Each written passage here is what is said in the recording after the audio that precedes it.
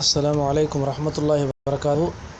இன்றைக்கி நம்ம அஜ்னாஸில் ஷாத், அதாவது இது வரைக்கும் முத்தரிது பாடத்தை பார்த்தோம். மொத்தம் 5 பாபையும் பார்த்துட்டோம். அந்த 5 பாபில் ஒரு பாபு லாசிமான ஃபேலு 5 பாப் பார்த்துருக்கோம். அப்போ சுலாசி முஜர்ரதில் அடுத்து ஷாத் பார்க்க போகிறோம். இதில் ஷாதான ஃபேலில் கலீலுல் இஸ்திஅமாலு ஃபி கலாம் அரப், அதாவது ஷாதுனா என்ன அப்படின்னு சொன்னால், அந்த அரபு மக்கள் இது போன்ற வினைச்சொற்களை குறைவாக பயன்படுத்துவார்கள் என்று அர்த்தம். சரி, இதில் முதலாவது பாபு போயிடலாம்.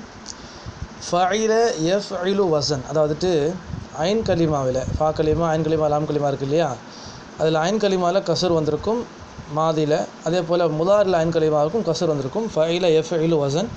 இதற்கு உதாரணம் ஹசிப யஹ்சிபு. ஹசிபனா எண்ணினான் அல்லது கணக்கிட்டான், இந்த மாதிரி அர்த்தம் வரும்.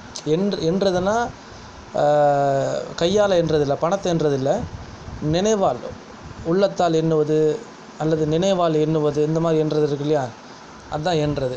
ஹசிப எண்ணினான் அல்லது கணக்கிட்டான், யஹ்சிபு கணக்கிடுவான் அப்படிங்கிற மாதிரி அர்த்தம் அது. ஹசிப யஹ்சிபு ஹிஸ்பானன் ஃபஹுவ ஹாசிபுன். இது அம்ரில் இது இஸ்மு ஃபாயிலில் வந்துட்டு ஹாசிபுங்கிறது வரும். மஜ்ஹூலில் ஹுசிப யுஹ்சபு ஹிஸ்பானன் ஃபஹு மஹ்சூபுன். அம்ரில் வந்துட்டு யஹ்சிப் லியஹ்சிப் லியுஹ்சப். அதே போல் நஹீல வந்துட்டு லா தஹ்சிப் லா யஹ்சிப் லா யுஹ்சப். லர்ஃபில் வந்து மஹ்சிபுன்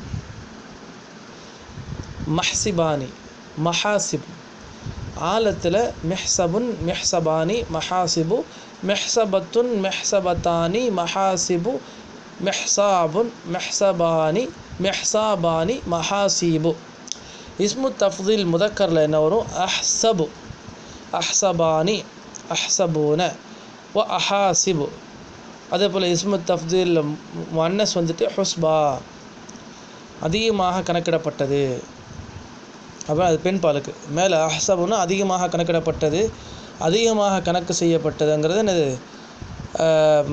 முதக்கருக்கு. இது முஅன்னஸுக்கு. ஹுஸ்பா ஹுஸ்பயானி ஹுசபுன் வ ஹுஸ்பயாத்துன்.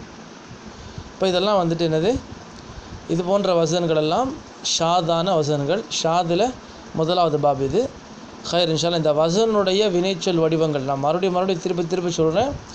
இந்த வினைச்சொல் வடிவங்களை எப்படிலாம் அம்ரில் மாறும், நஹீல எப்படி மாறுது, மஜ்ஹூல் எப்படி மாறுது, இஸ்மு தஃதீல் எப்படி மாறுது, லர்ஃபில் எப்படி மாறுது, ஆலத்தில் எப்படி மாறுதுங்கிற மாதிரி அந்த வசனுடைய அடிப்படையில் கவனிங்க.